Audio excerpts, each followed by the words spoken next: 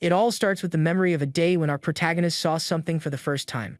This is Yi-fan, a young man who looks surprised as he gazes up in the middle of a forest. What he's watching are several beautiful and skilled girls fighting intensely in the night sky. They use incredible powers to defeat demons and purify the cursed bodies. Then, one of the young women warns the others to be careful of the dangerous cadaver flame that has appeared. But unfortunately, one of the fighters is hit head-on by this dark power and ends up injured. Seeing this, her companion screams in despair the name of her older sister who is falling. Angrily, one of the warriors glares at the skull of evil energy and vows she will not forgive it. Next, the young woman prepares to attack with a talisman, calling the monster a cursed demon. Meanwhile, our protagonist hides in the grass, lamenting that he's just an ordinary guy. He complains that he's only on Dragon Mountain to help his brother find an antidote for a poison. We find out the young man's name is Yi-fan, and he was reincarnated into this world 3 years ago after an accident. In his new world, he has no cheat codes and watches a fight between a spider and a scorpion. Furthermore, the young man has no systems or talent for cultivation, being a normal person. Luckily, an old man from a pharmacy took him in, and since then he has survived by gathering herbs. Unlike other reincarnators, he has to beg the giant spider not to attack him. The protagonist then starts running desperately, shouting that he deserves respect for being a transmigrator. In the middle of his escape, an attack from the creature launches him far away with absurd force. With that, the boy despairs as he realizes he's falling from a cliff, cursing his bad luck. After a long fall, he wakes up in a dark place and wonders where he ended up. The protagonist wakes up and is surprised to realize he survived the fall from the cliff. He then finds himself hanging upside down in a very strange and confusing position. Just then, the young man recognizes the rare flower stuck on the branch right in front of him. His surprised expression shows how lucky he was to find what he was looking for. With these flowers in hand, the boy can finally create the antidote his brother needs. With a smile on his face, he celebrates because he'll be able to suppress Shu Dafyu's cadaver poison. But suddenly, a mysterious female voice calls out to him, completely surprising him. Right after, the owner of the voice gets close to his ear and compliments his pleasant scent. Startled, the protagonist screams and asks who the woman is that appeared out of nowhere on top of him. With a smile, the young woman says he invaded her home but that she really liked his appearance. Her red eyes and expression reveal that she is not human and has bad intentions. The boy gets flustered and compliments her, so she asks if he would be willing to do something more. At that moment, her forked tongue appears as she prepares to make a request. Suddenly, her body begins to transform in a very bizarre and frightening way. She reveals herself to be a horrible monster and screams that she is going to devour him without any mercy. Without a second thought, Yi-fan hits her with his axe while screaming desperately. The creature is startled that he dared to attack her, and the young man is surprised he actually hit her. Furious, the monster woman says that even in her weakened state, she is not someone a mortal can face.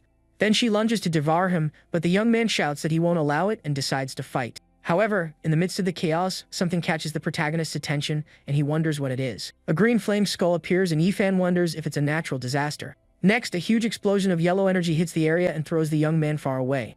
In the sky, a dark silhouette threatens someone named Chu Wuxuang if he doesn't show up soon. The mysterious being then says that if he doesn't come out, it will destroy the entire mountain forest. Just then, the monster fighting the protagonist is hit head-on by the energy blast. Yi-fan is also caught in the attack and laments, wondering if he's going to perish again. The creature recognizes the cadaver flame and is completely disintegrated by its power. Tears begin to stream from our hero's eyes as he accepts his fate. He then complains about his bad luck and says the army of transmigrators has lost another member. The young man's tear falls and activates a system that detects the danger and initiates his cultivation base. With a notification sound, a blue screen appears in front of everything with the word, "Activating." The boy is surprised to see this interface and doesn't understand what is happening. He cries with happiness and shouts that after 3 years, his system has finally appeared. From the digital portal, a pink-haired girl emerges and introduces herself as his host. She says she is the system administrator and that the young man can call her Nine. Yi-fan stands there, frozen and speechless, while the lit administrator seems a bit embarrassed. Then Nine displays her master's stats, revealing he has a cultivation of 999 billion years. The protagonist's eyes widen in complete shock upon hearing that absurd amount. He imagines himself as an invincible hero, capable of dominating everything with his overwhelming power. He then asks the girl if, with this power, he can shatter the world with a single punch. Nine says he doesn't seem interested in her advice, so he'll have to rely on his own luck. She then says goodbye and vanishes, leaving the protagonist alone, who begs the girl not to leave. Suddenly, a sound from above catches the young man's attention, and he wonders what it could be. Just then, a woman falls right on top of our hero, who cries out from the sudden impact. In a lot of pain, the boy wonders what's happening and who fell on him. He's surprised to see it's the fairy from before and thinks the system is already giving out bonuses. All embarrassed, Yi-fan asks if she's okay because she's crushing him with her body. The young woman then stares at him, surprised that he's immortal, and says he needs to promise her something. The protagonist turns red with embarrassment, thinking that fairies are very direct about things. She then takes out a teleportation talisman and asks him to go to Tianwu City to deliver a message. But the talisman explodes in her hand to their astonishment, leaving them with no way out. At that moment, the dark being appears and taunts someone named Chu Wushuang for running for 3 days. The young man recognizes the villain's technique as the skeleton flame that almost took him out before. With a wicked smile, the monster says no one can escape its clutches and its power. Yifan braces himself to be hit again by the same deadly technique from before. And right after, the young man is completely engulfed by the enemy's green flames. However, the power hits the flower he was holding, and the boy is shocked by what happens. He despairs, thinking all his effort was in vain, and remembers his past failures. The woman then shouts the villain's name Shi Long and says her master will not forgive him for this. The monster laughs, saying her master wouldn't dare offend his corpse bearer sect.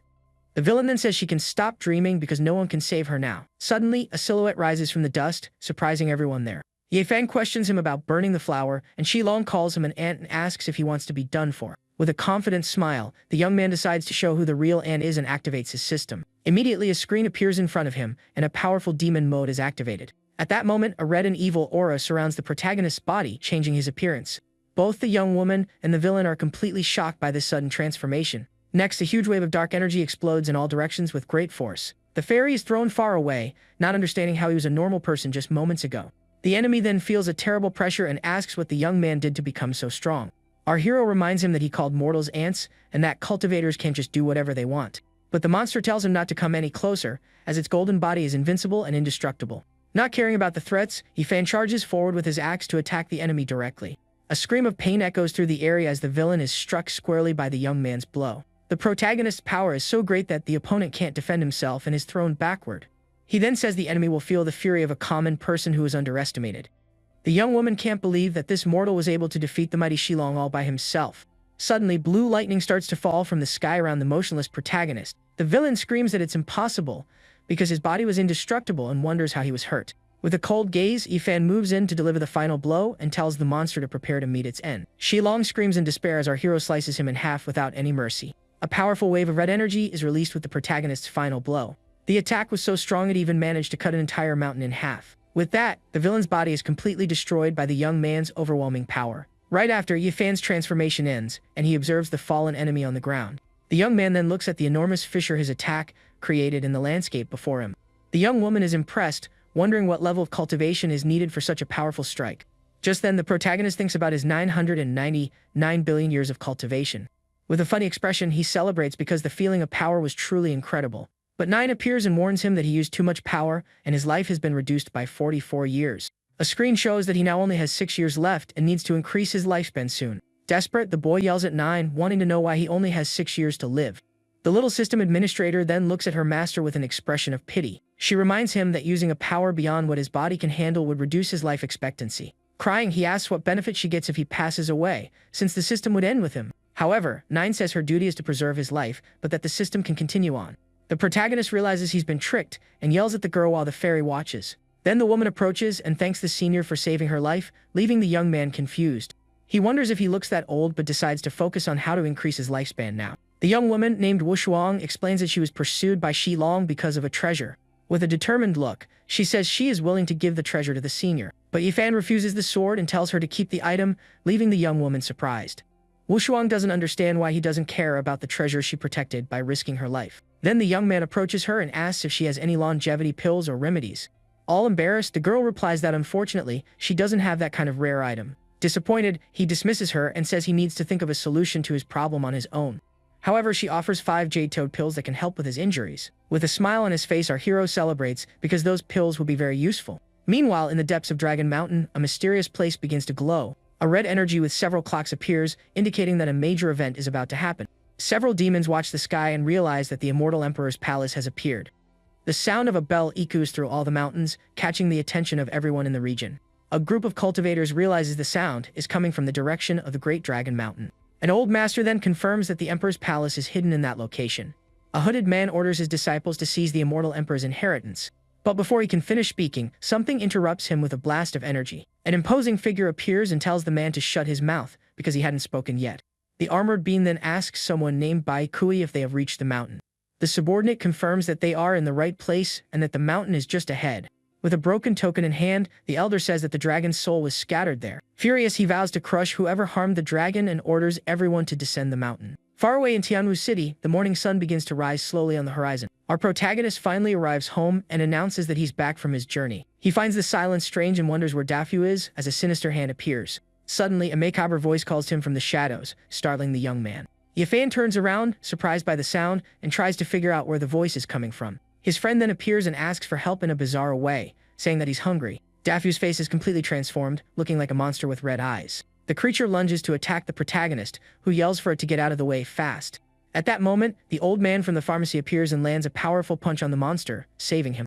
With his absurd strength, the old man throws the transformed boy to the ground without any difficulty. Our hero is astonished by the scene and asks Uncle Shu what he's doing there. The elder then warns him that Dafu is about to turn into a zombie and must not bite him. At that moment, the cadaver poison manifests as a giant mouth full of teeth. The protagonist charges forward with the medicine in hand and yells for his friend to wake up and take it. With a blast of energy, the young man uses the antidote and orders the poison to disperse.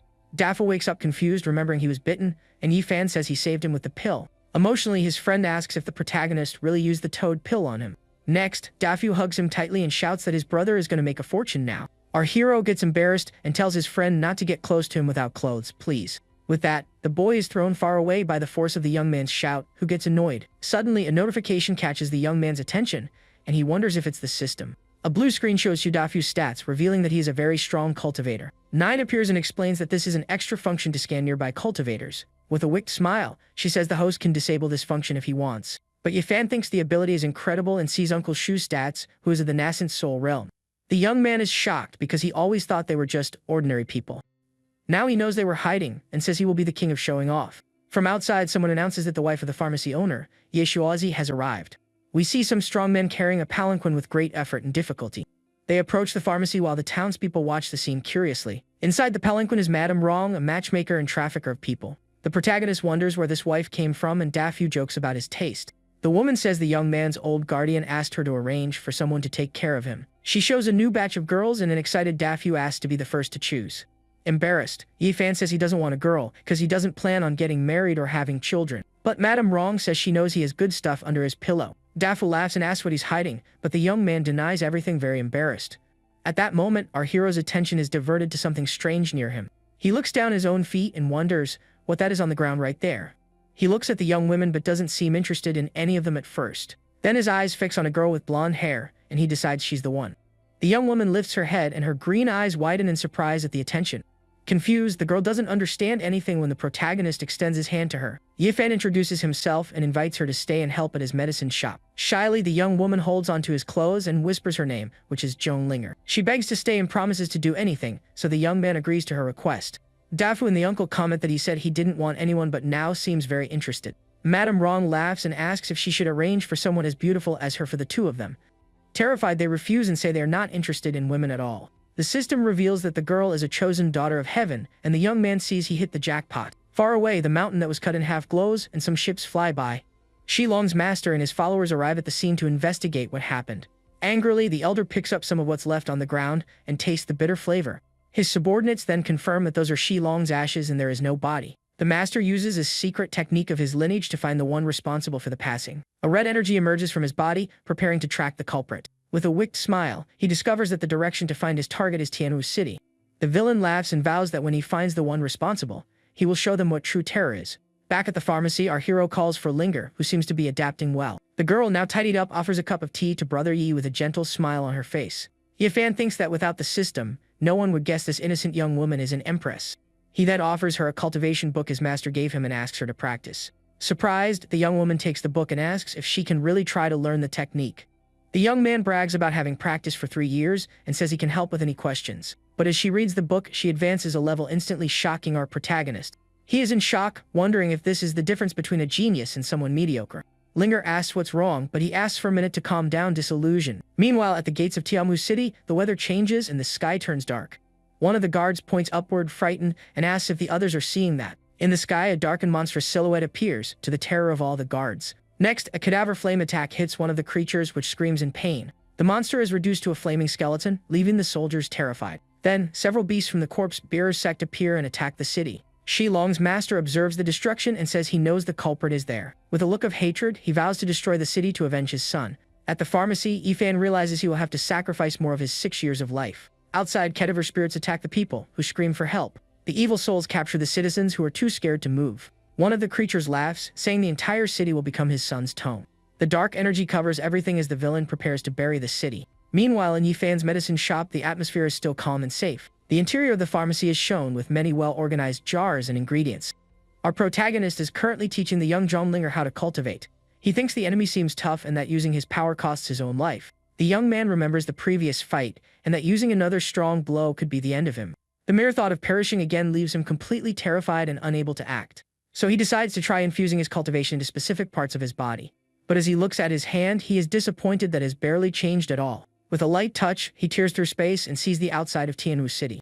Next, the young man tries to infuse power into his eyes to see what happens. He is impressed as he can see scenes thousands of miles away. The more cultivation he uses, the farther he can see into the vast world around him. His vision even reaches beyond the sky, becoming as clear as pure crystal. Suddenly, the protagonist realizes his divine eye also has X-ray vision. He uses the power on Linger and comments that her cultivation posture is quite challenging. With that, a nosebleed occurs and the girl asks why he is bleeding. The young man holds her and asks her not to move, while she asks if she did something wrong. The young woman says she feels a warm power rising in her body in a strange way. Yifan realizes that infusing his cultivation into her rapidly increases the girl's strength. Meanwhile, Linger makes some noises, and the protagonist asks her to be quiet. At the city gates, chaos reigns, and the dark spirits cry out for destruction. The evil souls continue their rampage, leaving a trail of fear wherever they go. Then Peng Fei, the head of the guard, vows to defend the city and turn the monsters to ashes.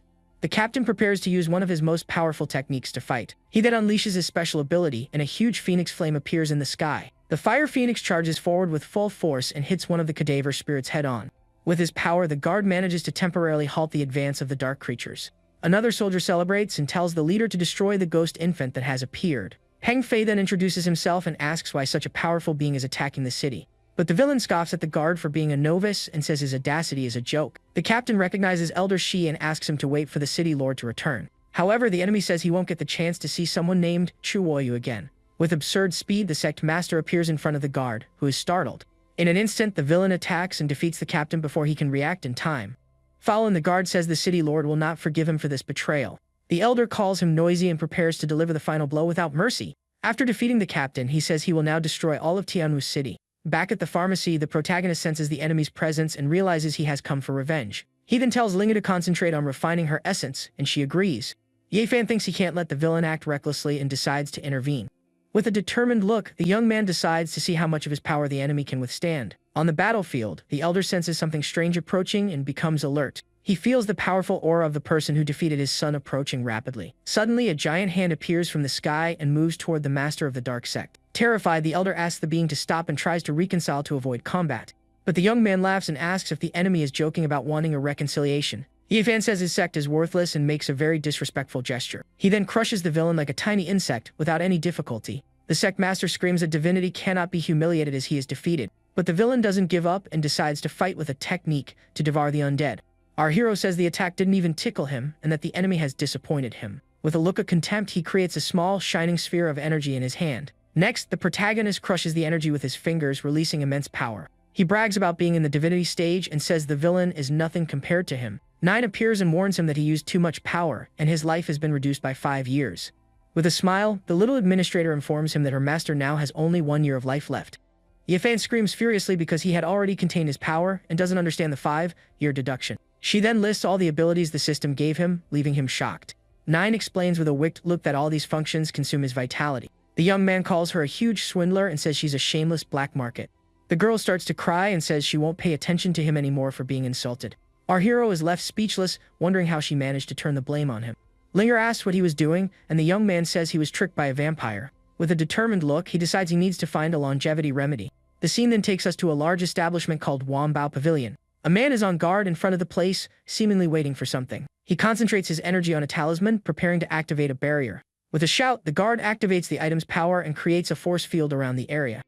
The man then declares that no one will be able to enter or leave for the next 2 hours. Relieved, he thinks that now no one can get into the pavilion at all.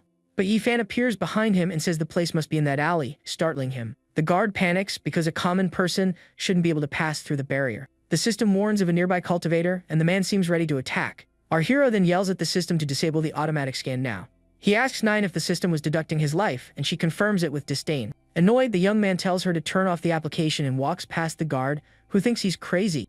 The man tries to convince himself that the barrier wasn't fully sealed yet. Inside the pavilion, the protagonist is impressed by how large the place is. He laments having only 1 year of life left and hopes to find something to extend his time. He thinks he needs to act quickly because next time the outcome could be unpredictable. Suddenly, a woman introduces herself as the master of the pavilion and asks what he desires. With a flushed face, he asks if she has any pills or techniques to extend one's life. Won Hongying explains that these methods are rare and that she has none for sale at the moment. But she reveals that she has 3 longevity pills for personal use in a vial. With a smile, the woman asks if these items would be useful to the young master. Our hero's eyes light up and he excitedly asks for the price of that vial. The pavilion master realizes he is just a mortal and that she was mistaken. She then says the price is 1,000 spirit stones, and he pretends not to care about the cost. Desperate, the young man thinks the price is absurd and plans to run away without paying. The woman thinks he is just showing off, and that he deserves what's coming to him. At that moment, a dark figure appears and tries to attack our protagonist by surprise. With a quick move, Yifan manages to dodge the attack and prepares to fight. He gets the idea to use Master Wan's pipe as a weapon to defend himself. The enemy is surprised that he broke free and vows to finish him off now. The protagonist complains that his opponent talks too much nonsense and readies for combat. He then throws the pipe with all his might toward the adversary. The object hits the target squarely and defeats him with a single powerful and precise blow. Our hero is startled by his own strength and regrets overdoing the attack again. Won Hongying is shocked to see that he defeated 2 experts with a casual strike. Suddenly, a muscular man grabs her and threatens to crush her head if anyone comes closer.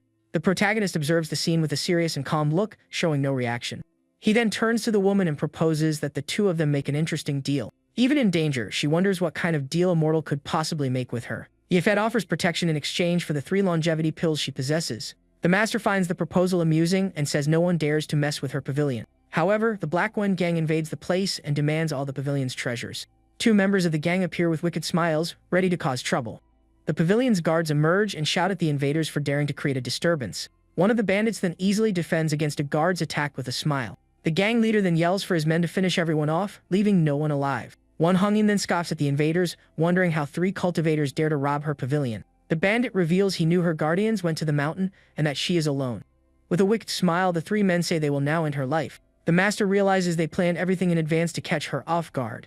But she warns him that she won't be as easy to deal with as they think and releases her aura. One of the invaders then notices something strange about the smoke she released. Suddenly, the man's face is hit squarely by something he couldn't see. With incredible speed, the woman lands a powerful kick on the first opponent.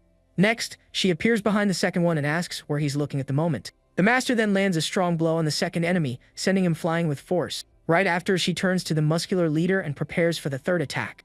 With a precise kick, the woman hits the last bandit with all her strength. However, the man laughs and says that Madam One underestimated him and that he is stronger. The leader endures the blow with a shout and seems to have felt almost nothing from the impact. The pavilion master despairs as she realizes she can't pull her foot back. At that moment, the man seizes the opportunity and grabs her with his muscular arms. He compliments her and asks if she was expecting this, leaving her furious. His companion then reminds him of the mission to leave no evidence behind. With a wicked look, the leader agrees and says he'll take care of it quickly now. He then turns to our protagonist and asks about the deal he mentioned earlier. Yifan repeats his proposal of protection in exchange for the 3 longevity pills. The woman says if he saves her, 300 pills would be no problem for her. With a smile, the young man accepts the task and says it's harvest time again. But he despairs, remembering he only has a single year of life left to use.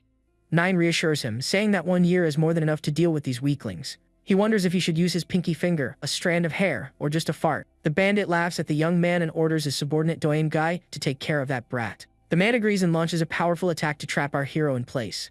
The 2 villains call him an ignorant brat and tell him to become a corpse. The purple energy restraints bind the protagonist's body, who appears to be defenseless. The bandaged subordinate is completely enveloped by the restraints, unable to move. The gang leader says the girl has lost her last hope and that the brat has turned to dust. But our hero appears behind him and asks if he thinks he has the ability to threaten him. With a look of contempt, he calls the bandit's attitude ridiculous and prepares to attack. Suddenly, an invisible hand grabs the leader's neck, who screams in pain and surprise. The man becomes desperate, not understanding what's happening or how he's being attacked. Yifan says that those who insulted him will taste an agony worse than passing on itself. Then the pipe he used before comes flying back and moves toward the enemy. The bandit screams in terror as he sees the object coming towards him for a direct hit. With a scream of pain, the leader is struck by the pipe, which pierces him with great force. Our protagonist retrieves the object and returns it to the pavilion master. With a satisfied smile, the young man says that's enough trouble for 1 day. The system informs him that he defeated 3 cultivators and deducted 2 months from his life. He celebrates for not having spent much of his lifespan to deal with those weaklings. But 9 complains that with so little life left, she won't be able to meet her quotas. The young man then pinches her cheeks and promises to better control his use of cultivation. The little administrator cries, saying her face is swollen and that he's going to get it. Our hero is confused by her reaction and doesn't understand what she meant by that. Then Won Honging thanks him for his help and offers 12 longevity pills as a reward.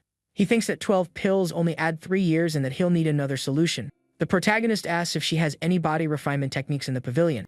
The woman explains that those techniques were lost and the pavilion doesn't collect them. However, she promises that if the senior needs them, they will spare no effort to find them. He gets annoyed for not having a cultivation technique, and she reinforces the offer of help. At that moment, a purple attack hits the pavilion, causing a large explosion. The pavilion master is caught squarely by the surprise attack and is thrown far away. Our protagonist turns around, surprised, not understanding what just happened there. A monstrous being appears and yells that the boy has a lot of nerve to be so bold. The monster introduces itself as a clone from the Black Wen village and vows to make him pay. The woman is shocked to realize that Shangde implanted a clone in his brother Shang-Er's body. The protagonist is stunned by the enemy's strategy and the surprise attack that came. Desperate, he asks Nine how many days of his life he'll need to defeat the villain. Nine appears and jokes, telling him to guess the cost, warning that he needs to act fast. The monster then unleashes a powerful technique called the Flame of the Apocalypse. His life expectancy starts to drop rapidly, and he wonders if he should use more power. With a furious roar, the villain charges to attack the young man, telling him to prepare to perish. A giant hand moves quickly towards him to grab him with immense force. Determined, the young man decides he will endure the blow with his life as he's being forced to. He then eats the longevity pills and yells that the enemy's days are numbered. The monster calls him an insect and vows to tear him to pieces for daring to resist. With a confident smile, Yifan prepares to show the power of billions of years of cultivation. An immense and colorful explosion of energy is released with completely overwhelming power. He laments overdoing it again, as he still can't control his power properly. The system shows his life is now 2 years and 3 months, minus 21 days spent. The interior of Wanbao Pavilion is completely destroyed after all the chaos. The pavilion master then approaches and calls out to young master with a serious look. She then bows and begs him to help her with the purification of her essence. Our protagonist is confused and asks why he should help her with this request. With a serious expression, the woman says the young master doesn't understand her situation. She reveals that she was the rightful heir of the main lineage of Wanbao Pavilion, but she was poisoned and her cultivation diminished, turning her into a discarded child for years. The woman then promises that if he helps her, she will help him obtain the best longevity item. Our hero remains silent, seemingly considering the proposal she just made. Won Honging asks if he's not interested in the longevity item she offered. With a smile, he asks if she wants to do the purification right there in the middle of the hall. Embarrassed, the young woman stammers and says she doesn't want to do that there at all. She then guides him to the back of the pavilion, saying there are rooms available there. The woman opens a door and tells the young master that they have finally arrived at the place.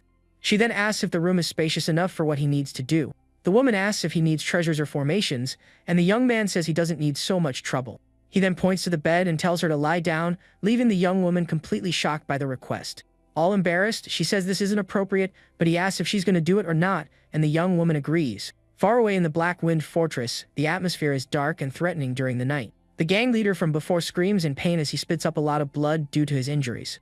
He wonders who the young man is to break his soul and if he is of the nascent soul stage or stronger. The villain realizes that if the young man is a real cultivator, he could crush him like an ant. Completely terrified by this idea, the man wonders what he should do now.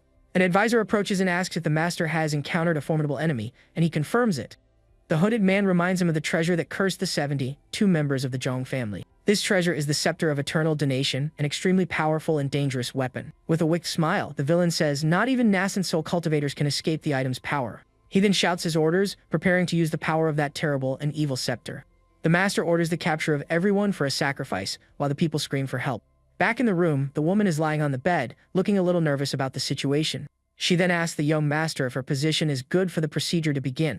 With a smile, he says it might hurt a little and asks her to hang in there for a while. Our protagonist then raises his hand and activates his powerful billion-year system. The young woman lets out some strange sounds as the young man's energy begins to flow through her body. A powerful energy begins to envelop the woman's body with absurd intensity. She is surprised as she feels a very strong energy coursing through her entire body all of a sudden. The young man asks how she is feeling and if the procedure is comfortable for her. Embarrassed, she replies that she is fine but thinks it was shameful to make that sound in front of him. Suddenly, she realizes the poison from years ago is dissipating and that she has become a pure spirit body. The woman is shocked because not even a ninth grade pill could do that and wonders who he is. Honging then thanks the young master for her rebirth and for granting her the pure spirit body. He says there's no need for courtesy as he just fulfilled his promise and now it's her turn. The young man says goodbye, but is suddenly pulled into the system interface. He yells at the system for not letting him pretend any longer and asks why he was summoned. Annoyed, he glares at little Nine and asks what's wrong with her for doing that. Nine calls him a fool for thinking about girls when he's about to run out of time. Shocked, the young man asks what she means by him being about to run out of life all of a sudden. A screen shows his days dwindling, and the girl warns him that some wretch has cursed him.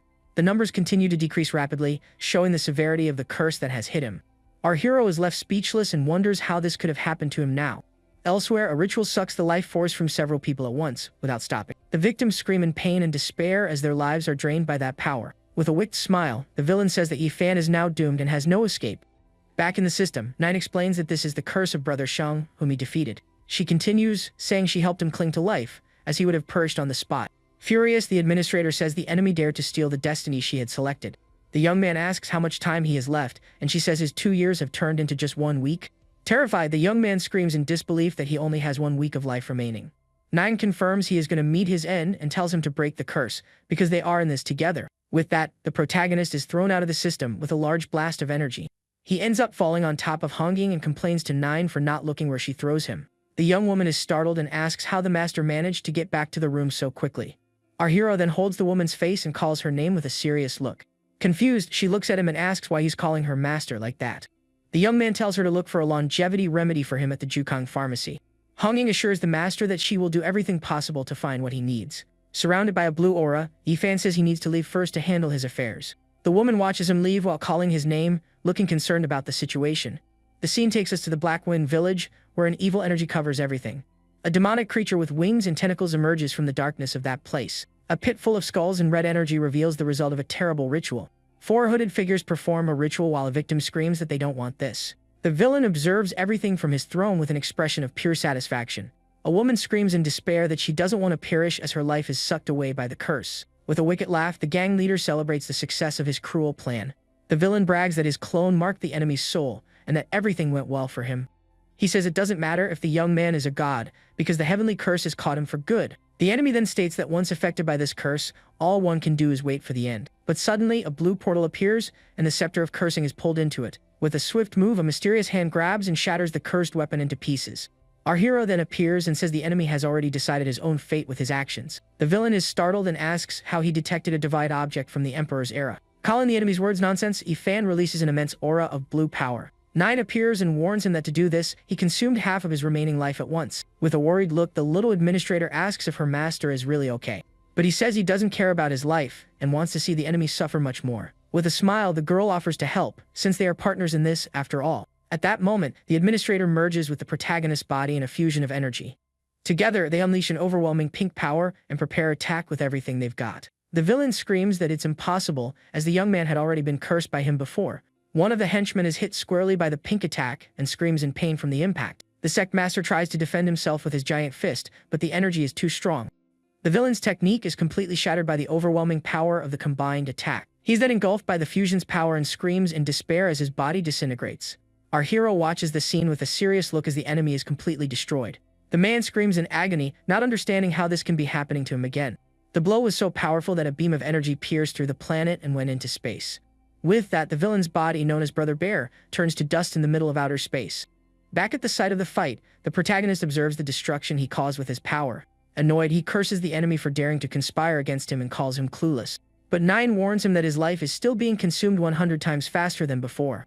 The young man is startled because he had already destroyed the cursing scepter and doesn't understand why. She explains it's too late because the curse has already attached itself to him, and the item was useless. Desperate, the young man tears his clothes and sees a glowing curse mark on his chest. With an expression of defeat, he realizes his end is near and doesn't know what to do. Outside the pharmacy in Tianwu City, someone screams in terror about a monster. We see people running desperately while warning about a creature on the street. Then a bear-like creature roars, its red eyes glowing. Our protagonist walks in despair, thinking that if Nine's calculations are correct. He then panics because he only has 3 days of life left and doesn't know how to save himself. Arriving at the pharmacy, he announces he's back but sees Linger in front of a giant paw.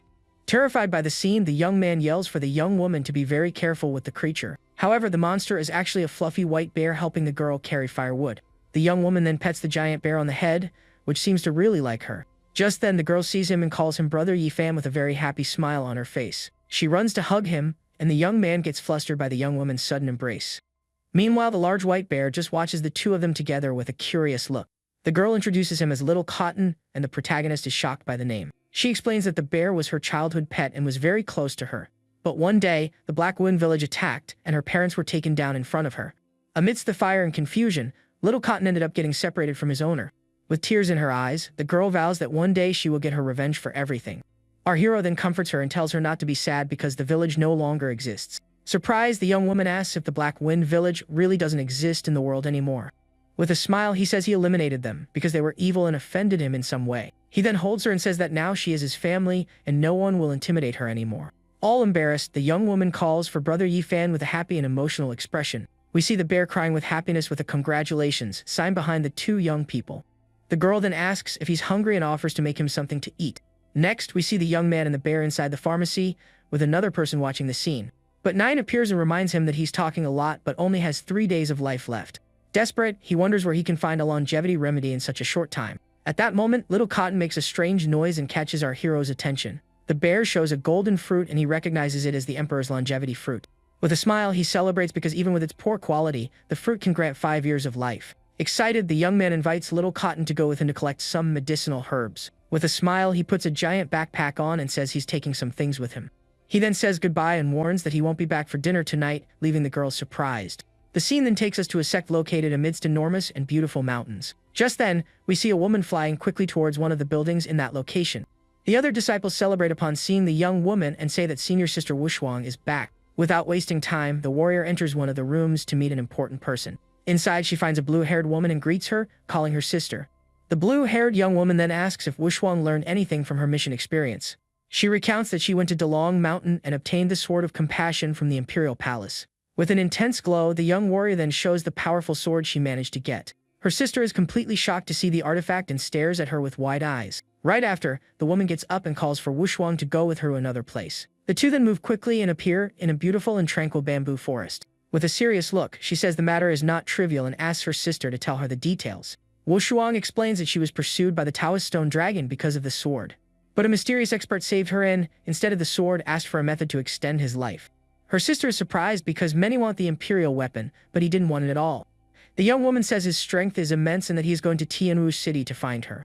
The blue-haired woman reflects that in the city she governs, there is someone so powerful. She then says she understands the situation and asks Wushuang to take care of the sword and practice hard. The older one warns that she needs to report to the sect master, and her sister agrees. But suddenly something strange happens, and the woman seems to feel a very strong pain in her body. At that moment, a dark figure attacks Wushuang from behind, and her sister screams her name. A purple poison mark appears on her body, and the young woman recognizes the Taoist mark. Desperate, she says only the one who applied the poison can remove it and doesn't know what to do. Far away, a man kneels before honking and says the apothecary has nothing special. She thinks that she never imagined someone so important would hide in Tianwu City. As she reflects on this, a jade pendant on her clothes begins to glow intensely. With a determined look, the woman then places a talisman on top of the glowing pendant.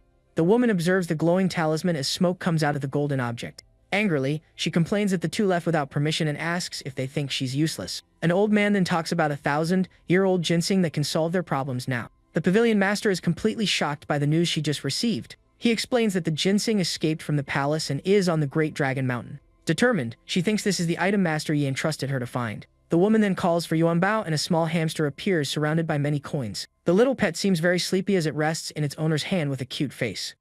With a serious look and her animal on her shoulder, she yells to everyone that it's time to go. The scene takes us to a peaceful place in the middle of a beautiful forest full of trees. Back to our hero, he makes a funny face, seeming very satisfied. The young man and Little Cotton are lying down, and the bear says eating was very good. The system shows his life has been extended by 1 year, and he celebrates for having succeeded. He holds the last fruit and regrets not being able to eat more to extend his life even further. But suddenly Yuanbao appears out of nowhere and manages to steal the fruit from our hero's hand. Furious, he yells for the animal to give back his fruit while the little creature flees quickly. Just then, the protagonist looks at the sky and notices the weather is suddenly changing. He then remembers having been in a very similar situation before. The small rodent then comes flying back and the young man asks how it managed to return. In the animal's hand is Hong Ying's necklace, and the young man recognizes the item immediately. Suddenly, a fight scene appears, showing an intense confrontation happening there. Hong Ying fights with the elder and asks if he still wants to fight for her treasure. But the old man calls her a pawn and says no one will care if he defeats her. With a powerful blow, the man throws the pavilion master far away with great force. He calls her a vile woman and promises a decent end if he gets the ginseng he's looking for. The elder then touches the young woman's neck, seemingly looking for something. Furious, the man asks where the necklace he was looking for on her body is. Even injured, she laughs and says he won't be able to steal the treasure with his strength. Calling her a scoundrel, the old man advances with his sword to deliver the final blow. However, a pink energy attack appears and cuts some feathers that were flying by. Our hero launches a powerful energy attack with Hongying right behind him, watching everything. The blow squarely hits the elder's attack, which was trying to strike the pavilion master. With a smile on her face, Hongying excitedly shouts the name of the young master who saved her. Yifan explains that thanks to the little treasure hunting rat, he managed to arrive in time. But he gets all embarrassed and thinks it's better not to tell her all the details. The young woman then offers the ginseng and says that is the longevity item he was looking for. With a confident smile, the protagonist says that with this, the problem is solved. He then holds the item and tells the woman to watch his performance now. His eyes shine with an intense light, revealing his great determination at the moment. The young man then throws the ginseng with all his strength as if it were a sharp blade. In the sky, an enemy gets annoyed with their insolence in front of the golden elixir. Hongying then warns him that the two are golden elixir cultivators and for him to be careful. With a smile, he asks if she wants revenge since there are two opponents to fight. But the woman hesitates as she is only at the advanced foundation establishment stage. He says that doesn't matter and touches her forehead with a bright golden energy. Surprised, she feels her cultivation suddenly increase to the power of the golden elixir peak. At that moment, a bright golden weapon appears in her hands ready for combat. The elder shouts for the insects to perish and charges forward with a powerful attack on them. Our hero and Hongying prepare for the fight, standing back to back. The two enemies then charge with full force and shout that they are looking for their end. With serious and determined looks, the two prepare for the confrontation that is coming. In an instant, they appear and land a double punch on the old man's face at the same time. The elder complains that not even his own father hit him like that and is completely shocked. The duo then faces the other villain, who asks Master Yi not to be impulsive, please. With the force of the blow, the old enemy is thrown far away with a scream of pain and surprise. The remaining opponent calls them troublemakers and seems very annoyed with the situation. He then prepares to use his final move and finish them both off at once. But suddenly, the man kneels on the ground and screams desperately that he was wrong. He hugs the young man's leg and begs the boss to spare his life because he has a family. The protagonist then asks if that old man has always been like this, and if they should let him go. Hongying offers the elder a chance to live if he swears to serve Master Yi faithfully. The man accepts the proposal immediately and bows as a sign of respect and submission. He watches the two leave and thinks the pavilion will change hands in the future. As they walk through the forest, Hongying calls out to young Master Yi, seeming thoughtful. The young man asks what happened and why the pavilion master seems so worried.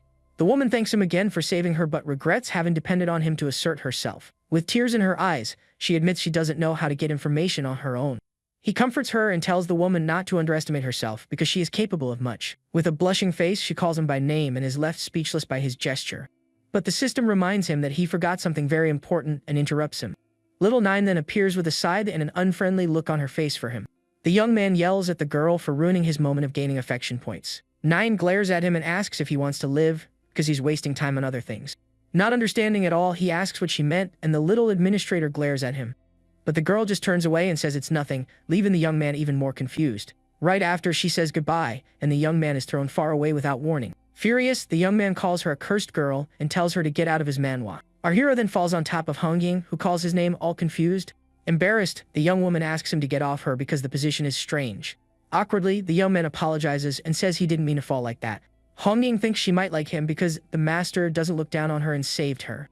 The young man gets up and the woman stays on the ground, not quite understanding the situation. The young woman then gets up and says she needs to leave, saying goodbye to the young man. She thinks she can't like someone so important while he is left confused.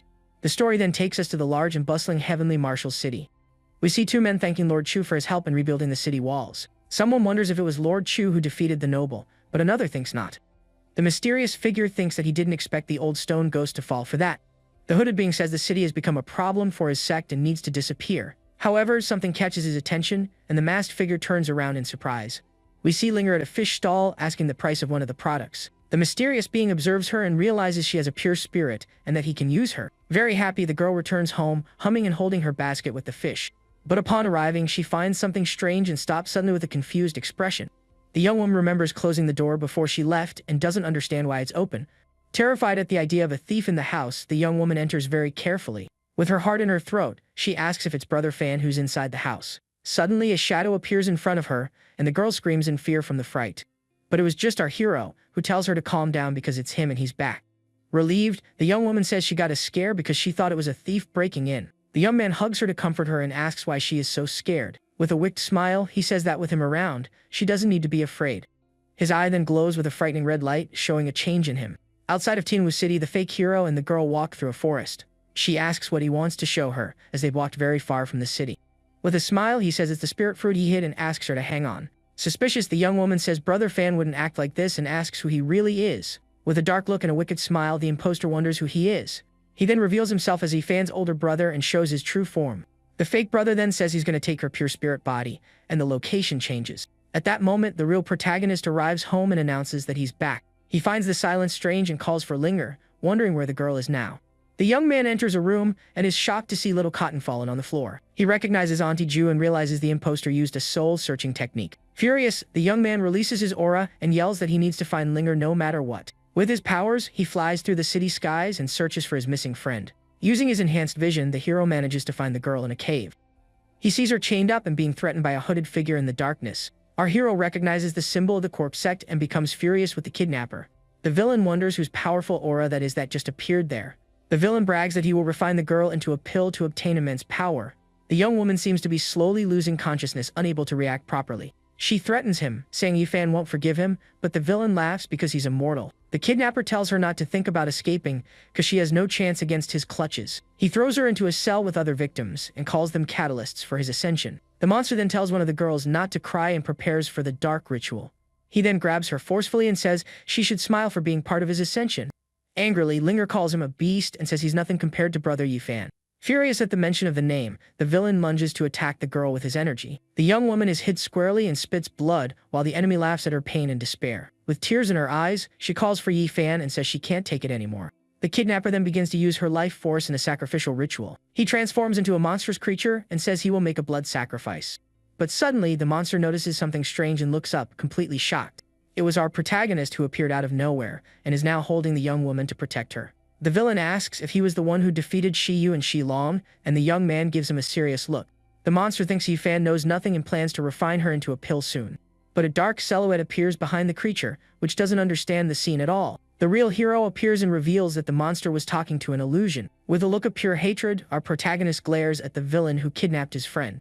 Terrified, the monster offers to return the girl if the young man lets him leave. The young woman is relieved and happy to see that the real brother fan has finally arrived. He comforts her and says everything is okay, because now they will go home to eat fish together. With a smile on her face, the girl agrees to the request and feels safe with him. The young man then turns to the monster with a blue aura and prepares for combat. The hero orders him to kneel, and the villain begs not to be ended, as there will be consequences. Our hero is furious that he thinks he can threaten him just for capturing someone. A blue energy envelopes the monster, who screams, not knowing what was done to its body. The villain screams in pain as he is completely sucked in by that overwhelming power. In the end, a ring with a blue gem is all that remains of the enemy after the attack. With his blue energy, our hero manages to free the girl from her chains. He holds her in his arms and tells the young woman to rest because she is safe now. But suddenly, little Nine appears behind him with a not so friendly expression. Next, the administrator hits him from behind with a strong and unexpected blow. With a scythe in hand, she glares at him and asks if he always needs to be so dramatic. The young man yells at the girl and vows he won't forgive her for this unprovoked aggression. He continues yelling at Nine, not understanding the reason for being hit like that. The protagonist asks if she's defective for being so nice to him all of a sudden. The little system administrator then calls him an idiot and seems a bit embarrassed. Our hero is completely shocked by her reaction and doesn't know what to say. 2 days later, in a large and bustling city, the sun shines brightly in the sky. Suddenly, the door of a house is broken down with a powerful and precise kick. A man in armor appears and seems to be carrying someone in his arms. He says he never expected to see Brother Yi in the Lord's mansion, which is forbidden to outsiders. A guard stops them and announces himself as Lin Lai, the city leader, and requests an audience. The man in armor explains that this is where the doctors and representatives of the sects stay. In a room, we see several important men sitting and waiting for something. Our hero says it's not appropriate for him to be there and tries to leave the place. But his friend reminds him that he used an herb to revive him and that he hasn't forgotten that. Furthermore, he says that Lady Chu is easy to deal with and there's nothing to worry about. The young man shows his friend a document and asks why he isn't at the mansion. With a smile, the man says a major situation occurred and the Lord dispatched them. The document is a recruitment notice for a doctor who can cure the Lord's sister. Excited, the friend says the protagonist is the best doctor he knows for the job. He continues, saying that if the young man wakes up the Lord's sister, his future will be secure. But the young man says success doesn't matter and wonders what a mortal can do there. However, the friend reveals that the Lord offered secret techniques and elixirs as a reward. Upon hearing this, our hero shouts with excitement at the possibility of getting those items. Without a second thought, he jumps up excitedly and calls for Lizzie so they can go handle it. His friend is left with a blank face, not understanding his sudden change in attitude. In the room, everyone is talking about Dr. Lee from the 100 Herbs Valley, who is very famous. Our protagonist then watches the old doctor enter one of the rooms in the place. After a while, the burning incense finally reaches its end. Dr. Lee then says goodbye to the woman and says he is leaving. Our hero's friend is astonished and asks if even he couldn't cure the young woman. The old man explains that the illness is a mix of poison and sorcery, and he cannot help. Then Lady Chu's attendant calls for Dr. Yi and asks him to enter the room. With a nod from the woman, our protagonist enters the room to see the patient. Inside, he sees Lady Chu and a boy with rabbit ears and finds her familiar. The young man keeps wondering why that woman seems so familiar to him. She introduces herself as the Lady of Tianwu, and he says he is a doctor from the city. But the young man still has the feeling that he has seen her somewhere before. Suddenly, the boy with rabbit ears screams in surprise, catching everyone's attention. He then says he admires the young man for staying calm even in their presence. The woman explains that he is Elder Maorcha, her older brother who came to help. She then introduces her sister Chu Wushuang, leaving our protagonist in shock. He recognizes the fairy he saved on the mountain and sees the poison marks on her. The young man soon realizes her illness is related to the necromancer sect. The city lady asks if he can cure her, and he says he will examine her. Without wasting time, he approaches and begins to examine the young woman's meridians. As he examines her, a man with a fan suddenly appears at the door of the room. The newcomer enters the room with a confident smile and an air of nobility. The little elder complains that annoying ghosts have arrived to ruin everything. The man asks how Wushuang is, and Lady Chu questions him about his visit. Master Jin positions himself in front of the two, looking very concerned about the girl. The older one explains that a demonic pattern has spread across her sister's body. The noble then looks at our hero and asks who the young man by the bed is. She introduces him as Mr. Yi, a doctor from the city clinic who came to help.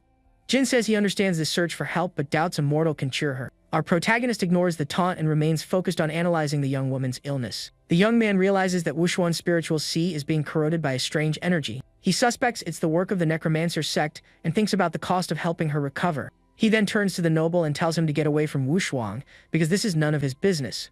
Yifan asks for permission to treat her, but Jin scoffs at him for his cultivation level being too low. With a look of contempt, the noble tells him to stop embarrassing himself and leave at once. With a confident smile, the protagonist then challenges him to try and cure the young woman first. Master Jin accepts the challenge and says he's lucky to have a little self-awareness. With a serious expression, the man approaches the bed to begin examining the girl. But suddenly, he breaks out in a cold sweat, shocked by what he's just discovered. An energy hits him squarely and throws him backward with a cry of surprise and pain. The rabbit-eared boy and her sister scream that Wushuang has suddenly fainted. At that moment, the sick young woman spits up dark blood, her condition rapidly worsening. Everyone panics and wonders what is happening to the girl on the bed. The noble says he only probed her consciousness and doesn't understand the strong reaction it caused. He then glares at our hero and wonders if the young man is interfering in some way. Furious with the situation, the man clenches his fan tightly and curses what happened. He then points at Yifan and accuses him of purposely worsening the young woman's condition. Our protagonist then begins to explain the big mistake the noble just made.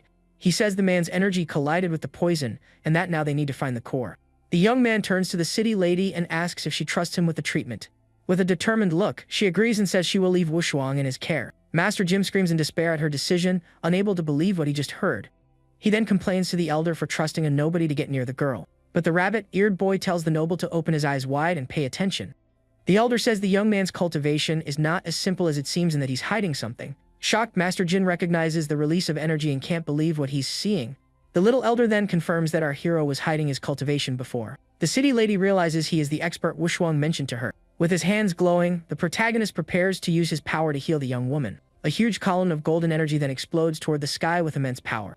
The golden energy released by our hero breaks through the ceiling of the place with incredible force. After some time, Wushuang finally seems to be sleeping peacefully and serenely.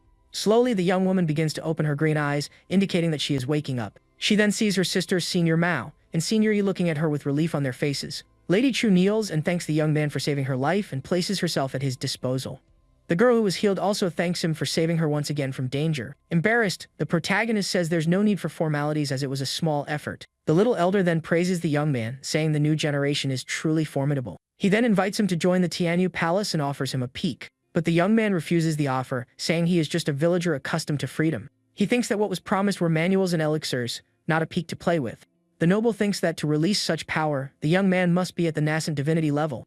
With a look of hatred and envy, Master Jin cannot accept the protagonist's strength. Wushuang's sister is surprised by the trust the girl has in the young man she barely knows. The noble approaches and says the Jin family will stand by his side because of the true family.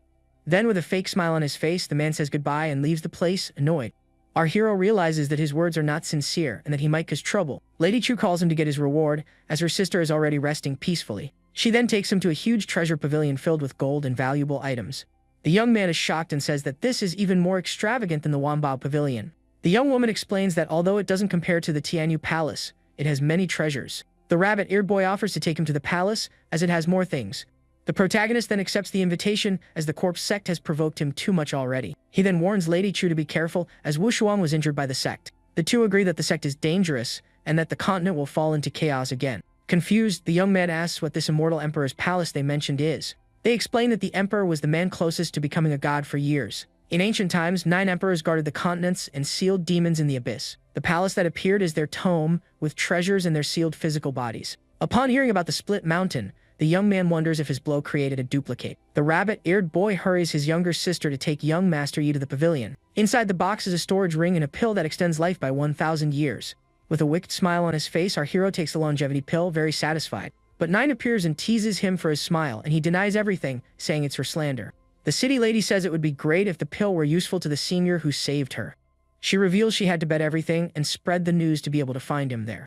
The woman then offers him some secret manuals she collected from to choose one. The protagonist is impressed by the many books floating around him in the place. Without a second thought, the young man grabs one of the manuals and says he'll take that one. However, the young woman warns him that the book is about body refinement and suggests he take another. The rabbit-eared boy asks his sister not to interfere as he must have his reasons. Yefan explains that with his billions in cultivation, he needs a stronger physique now.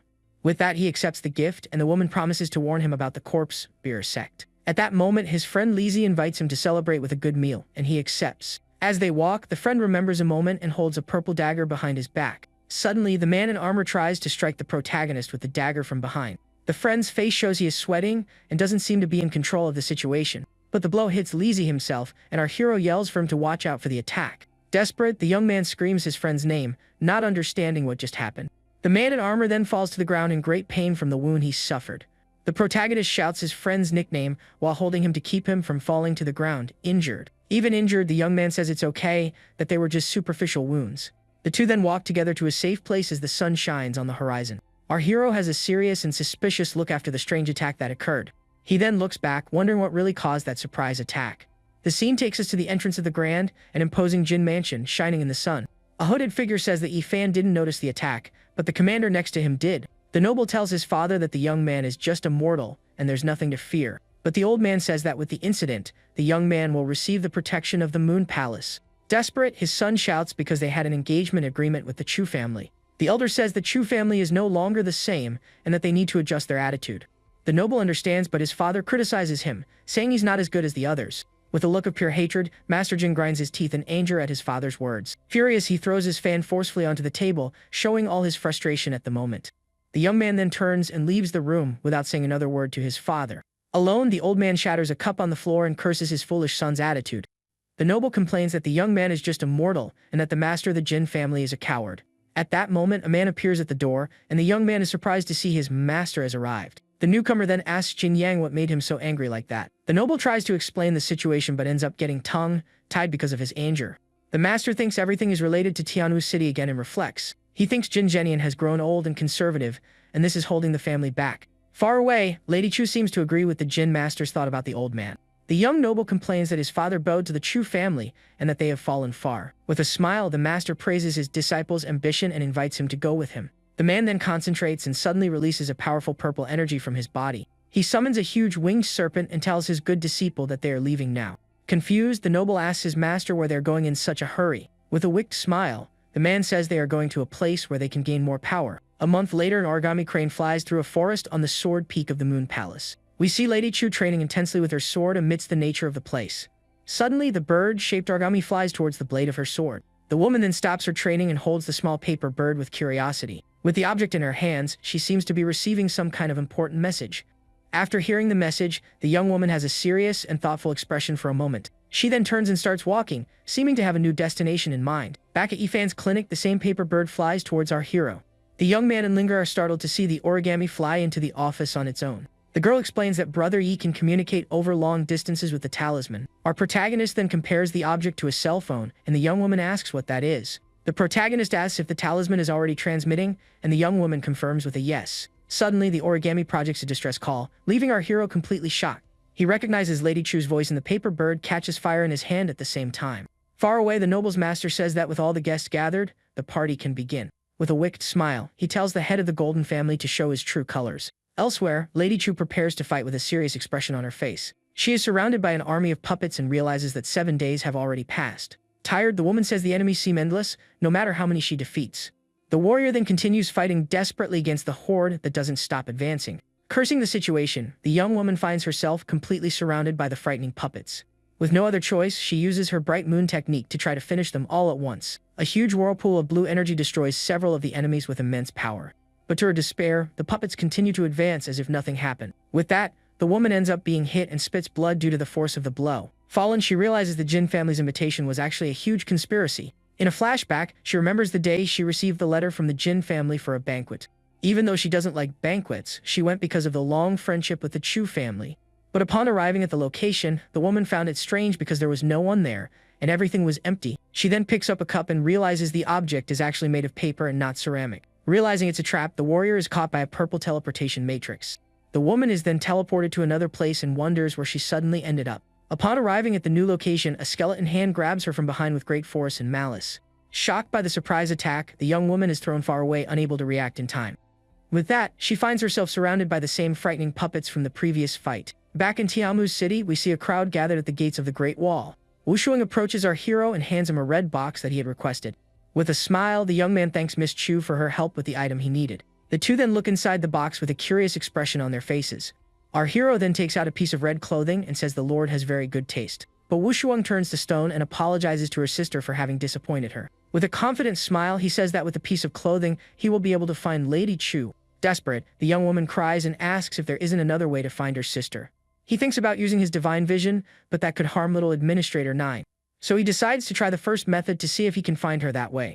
The young man explains that the closer they are to the clothing, the easier it will be to track her. With a determined smile, he releases his energy to start the tracking immediately. A powerful wave of purple energy then crosses the forest with incredible speed. Suddenly, his vision shows a bizarre puppet with red eyes and a frightening smile. Our protagonist is completely shocked and wonders what that strange creature is. Wushuang then holds him and asks if he managed to find her sister and where she is now. With a tense expression, the young man remains focused, trying to locate the missing woman. According to the location he sensed, the young man turns to a shelf full of scrolls. He then opens a map and points to a location in the southwest, saying she must be there. His finger points to a drawing of a mountain that seems to be the exact location of the Hudyat. The young woman recognizes the Miasma Valley and prepares to leave with her new companion soon. With a smile on his face, the young man then asks Miss Chu to carry him to the location. All flustered, the young warrior agrees to the request and prepares to take him with her. Under the moonlight, the duo flies quickly towards their destination on top of her sword. Upon arriving, the young man says the place looks like a horror movie and asks if it's safe. But they enter the dark forest while shadowy eyes watch them from the surrounding trees. Suddenly, two ghostly creatures appear and give a wicked laugh at the two of them. Without a second thought, the protagonist yells for the young woman to be very careful with the attack. At that moment, an aura of blue flames envelops our hero's body to protect him. Lady Chu appears with the same energy and asks if the two are okay after the commotion. The duo finds her and the city lady asks how they got to that place so quickly. He then explains that he received her distress signal through the paper crane and came to help. But the woman says that's impossible because she didn't send him any distress signal. Shocked by the revelation, the two wonder what is really happening there then. With no time to think, the two sisters team up to fight the enemies that appear. Meanwhile, the protagonist kneels to examine one of the fallen puppets on the ground. The protagonist says that if he's not mistaken, those paper men are from the Jin family. The city lady confirms it but says there is also a sinister aura emanating from them. Our hero wonders if the Jin family has joined some cult in which sect hates them. Suddenly, the woman seems to remember something and is completely shocked by the idea. Frightened, the young man shouts something as the battle against the enemies continues. Wushuang then screams that the paper men are getting up again, to their astonishment. The paper creatures advance again in large numbers, seeming to be endless. Far away, a hand holds a crystal sphere that shows the trio surrounded by enemies. A hooded figure observes the scene with a wicked and satisfied smile on his face. In a dark room, the mysterious being announces to his allies that the three have finally arrived. A woman with a snake scoffs at Chu Woyu for being held back by such trivial things, but a man with a demonic appearance warns her not to let her guard down against them. The hooded leader agrees and says that even with the advantage, they still need to be cautious. Another man says that with their cooperation, not even the Great Sun Dynasty would escape. Master Jin thanks him for their help and says that soon the Emperor's palace will be in their hands. A purple-haired woman then glares at two old men who seem to be on the villain's side. With a smile, she taunts them, saying they don't seem very willing to cooperate. Annoyed, the two elders deny it and say they only serve the master of the Jin family. The horned being then glares at them with contempt and disdain for their words of loyalty. He then offers a purple worm for the two to swallow and prove their loyalty. The old men get annoyed and say the family master and the sect are crossing the line. With his fan, the young noble says what Elder Ren said makes perfect sense now. Furious, one of the elders shouts at the other that he must eat the worm at once. The old man is then forced to swallow the disgusting creature with an expression of pure pain. The snake lady warns that if he has rebellious thoughts, the worms will not be merciful. The other elders of the Jin family watch the scene with expressions of disgust and fear. The noble's master tells them to hurry up because the two masters are losing patience. The hooded leader then orders his servants and the elders of the Jin family to go to the valley. The villain's two servants agree with the order and prepare to leave immediately. With no choice, the old men of the Jin family also accept the order and bow to their master. The crystal sphere on the table continues to glow as the villains watch the events unfold. In the Miasma Valley, a huge barrier of purple energy begins to crack with a loud sound. Next, the force field shatters completely, revealing the night sky above them. Our protagonist looks up shocked and shouts in surprise at the sudden breaking of the barrier. Suddenly, several skeletons with purple auras appear, and the young man warns everyone to be careful. A voice then says that the master of the Moon Palace is nothing special and that the elder was mistaken. Surprised, the young man and the city lady look up and shout, asking who is there. The members of the corpse sect and the Jin family appear, to the astonishment of our hero and the young women. The woman from the sect says they don't even need to move, as the group of people can finish them off. With a wicked smile, she says that soon they will all be her puppets and playthings forever. But suddenly an attack hits the villainess squarely, catching her completely by surprise. The protagonist then points at her and says a few words with a serious and intimidating look. With an aura of fire, he tells her to think of a more fun way to meet her end now. His eyes glow intensely as he glares at her and asks if he isn't right. Lady Chu is shocked and thinks he is even stronger than she previously imagined. The villains are astonished and ask who he is and how this is possible. Ye Fan then tells the two sisters to take care of the skeleton soldiers while he fights. The young women agree and the young man charges forward, saying he will deal with the stronger enemies. He then picks up a simple branch from the ground and says he won't need 3 moves. With the stick in hand, the young man points at the villains and says he will finish them in 1 blow. The Hornbeam then calls our hero a brat and charges to attack him with everything he's got. The 3 enemies descend from the heavens with a cry and prepare to deliver the final blow to him. With a calm and focused expression, the protagonist prepares for the approaching confrontation. In an instant, he dodges and counter-attacks the 2 elders with incredible speed. The demon then charges with his sword, but the young man doesn't seem impressed at all. Ye Fan blocks the blow with the stick, and the villain is shocked to have been stopped like that. The enemy's sword shatters and one of the elders is hit squarely by a shard. With a smile, the young man asks what happened and why they aren't so arrogant anymore. He says the so-called strong ones are nothing and defeats them with a powerful purple aura. Furious, the demon calls him a scoundrel and charges for one last, desperate attack. With a branch in hand, our hero says the villain is too slow and dodges with ease. He then stops the demon's blade with just his hand, leaving him completely shocked. The horn being is stunned as he didn't expect the young man to be so strong and skilled. Without giving the enemy time to react, Ye Fan hits him with a powerful punch to the stomach. A powerful golden energy then envelopes the young man's body as he prepares to attack. With the force of the blow, the villain is thrown far away, unable to defend against the impact. With a furious shout, our hero charges forward to deliver the final blow and finish the enemy. A huge wave of golden energy is released, destroying everything in its path with power. The villain wonders how the young man executed a technique that he himself could never use.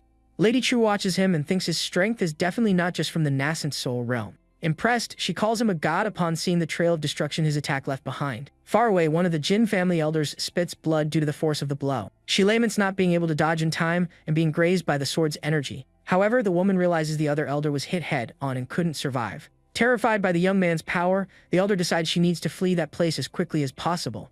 But the 2 sisters appear and block her escape, leaving the villainess completely cornered. Lady Chu then questions her about someone named Wu Ji and promises to spare her life if she talks. Scared, the elder agrees to talk and prepares to tell everything she knows on the matter. But suddenly, the woman screams in despair that she has been poisoned by someone who wants her gone. The 3 observe the scene and Lady Chu comments on the enemy's brutal methods. The hooded figure says the young man is a troublemaker, and that not even he would handle the situation like that. The mysterious being then reports to the patriarch of the Jin family, who watches him from his throne. The patriarch complains that the enemy hid his strength and is stronger than he imagined. The hooded man then says the patriarch needs to advance to the nascent soul realm soon. He tells the leader to devour more energy and crush Ye Fan because every sacrifice is worth it. The patriarch then remains silent, seemingly considering the plan proposed to him. With a punch on the table and a black mask, he shouts, catching everyone's attention in the room. One of the elders is startled, and the patriarch orders him to prepare the blood sacrifice. But the old man says that if they listen to Master Wu, the Jin family will no longer exist in the world. The leader says even if he ascends, he fears the family won't recover and orders the sacrifice. The old elder seems terrified by the order but ends up agreeing to prepare the sacrifice. Far away, our hero and the 2 sisters fly together on their swords through a forest. The protagonist then checks his system and realizes his life expectancy has indeed decreased. He thinks that without Nine to mock him, everything feels strange, and he misses the girl. Terrified by this idea, the young man wonders why he's thinking this and if he's become a masochist. Just then, Wushuang asks if he's okay, but the young man plays it off, saying it's nothing. The city lady thinks that even with his strength, the young man doesn't have an annoying arrogance. She then starts to think it would be nice if her sister could be with the young man. With a smile, our hero turns and thanks Lady Chu for saving him before. The woman looks back at him with a slightly embarrassed expression at the thanks. She then says she also thanks Elder Yi for helping at various times. The young woman thinks that as a swordswoman, she shouldn't have desires and should dedicate herself only to the sword. She also says she should be happy for her sister's friendship with Elder Yi. But the woman wonders why she is feeling something strange in her chest. The scene then takes us to the night sky, where a red moon shines brightly. In a dark room, a woman hums mysteriously, seeming to be relaxed. The sect master then asks about the transformation, and the servant says the sacrifice has been made. He reveals that the sect master has already sacrificed hundreds of people from the Jin family. With that, his cultivation advanced to the nascent soul realm, but he turned into a monster without sanity. The woman thinks it's better for him to be a beast, and the master says the plan was not in vain. The leader scoffs at Jin Yang for handing over the family, and the plan went well thanks to him. With a wicked smile, he thinks that dominating the entire Hezo region is getting closer and closer. Back to our hero and the young women, they arrive in a red valley full of bones. The place is frightening, with several giant ribs and skulls scattered all over the ground. Wu Shuang covers her nose in disgust and didn't expect the corpse cult to be there. The young man says it's no wonder the cult is full of lunatics, as living there causes illnesses. Suddenly, Lady Chu is caught by surprise by red tentacles coming out of the ground. Frightened, the young woman screams and warns our hero and Wu Shuang to be careful of the ambush. They then see a body, and the woman wonders if that is the chief of the Jin family elders. Yafei is shocked and wonders why the cult and the Jin family would be taking each other out there. The city lady then asks Senior Yi to investigate what is happening there. Without a second thought, the young man activates his divine eye and is enveloped in a golden aura. He then releases a powerful wave of energy to scan the entire surrounding area. With his vision, he can see a red-haired figure moving with speed. Our hero notices that the creature has a monstrous and frightening appearance. With a wicked smile and red eyes, the monster stares back at our protagonist. Terrified, the young man wonders what kind of bizarre creature that is in front of him. He recognizes the monster's clothes and warns Wushuang that it is the noble Jin Yang. Surrounded by a purple aura, the creature charges towards them with a look of hatred. Without hesitation, the monster attacks the young warrior with a powerful, energy-filled punch. Lady Chu then yells for her sister to be careful as the two prepare to fight. The creature manages to stop both swords with just its hands, surprising the young women. With its strength, the villain throws both of them back without any difficulty in the fight.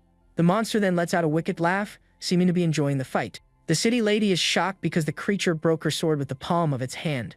The villain then charges to attack the woman, who screams in fear at its approach. But our hero appears and kicks the monster, asking why it's screaming. With the force of the kick, the creature is thrown far away and enveloped in purple energy.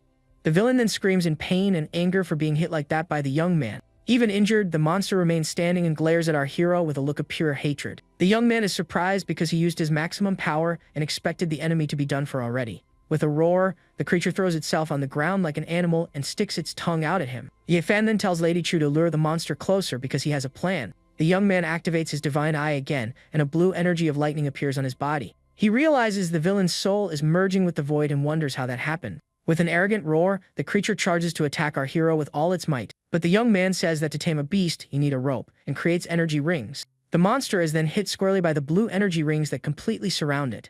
The creature is then completely trapped by the young man's technique, unable to move.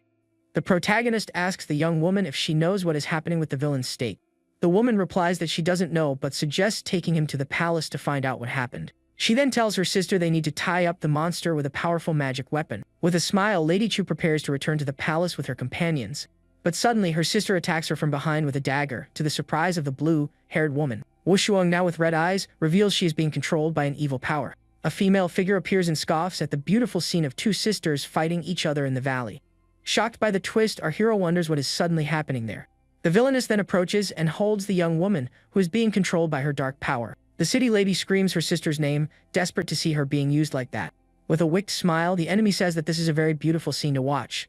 Our protagonist then recognizes the technique as the death dreams of the corpse cult. Furious, the older sister charges with her sword and yells for the villainess to release her sister immediately. However, the woman scoffs at the swordswoman and says her power cannot harm her at all. She then creates a purple energy barrier and calls the two of them struggling little mice. Suddenly, a huge gate rises from the ground, and the young man and woman find themselves surrounded by walls. Our hero then realizes they have fallen into a trap and curses the situation. From atop the wall, the villains observe the two with a wicked and contemptuous laugh. The hooded leader then asks if the two guests are satisfied with his hospitality. Angrily, the woman shouts for him to return Wushuang and promises the palace will spare him. But the villain scoffs at her and tells Master Shu to look at her own situation before making threats. Next, several hooded soldiers appear and surround the warrior, ready to attack. Our hero then tells the woman to back away and holds her to protect her from danger. He takes the sword from her hand and prepares for the combat that is about to begin. The young man says he will take care of the enemies and positions himself in front of the young woman to fight. With a determined look, he charges to face the soldiers and tells them to face him. In an instant, he defeats several of the enemies with his sword without any difficulty. The soldiers are shocked by his strength and wonder what kind of monster he is. The villainess then prepares to use her power and sends her servants to attack the protagonist. The woman's pink energy envelops the soldiers, who prepare to fight with more strength. With glowing eyes and a roar, the servants charge at our hero with everything they've got. With a furious shout, our hero tells the enemies to get out of the way and charges forward with full force. He then leaps towards the villainess and attacks her directly with his powerful sword. The woman blocks the blow with a smile and seems unconcerned by the young man's attack. She taunts him, saying he can't catch her because she is a soul cultivator. The young man is startled as his attack passes through her body without causing any damage. He then realizes the enemy has no physical form and used a special technique. The city lady screams and confirms that the woman is indeed a soul cultivator. She asks the senior to find the villainess's physical body, as that's the only way they can defeat her. The enemy praises the young man's skills and calls him a little mouse for being so persistent. At that moment, Yifan understands that the woman's physical body is linked to Wu Shuang's. With a smile, the villainess asks if he has the courage to defeat her even knowing this. She then orders the controlled young woman to advance and finish off her own sister. Our hero yells for the older one to be careful as the girl is coming after her. But suddenly, chains emerge from the ground and trap the protagonist's body by surprise.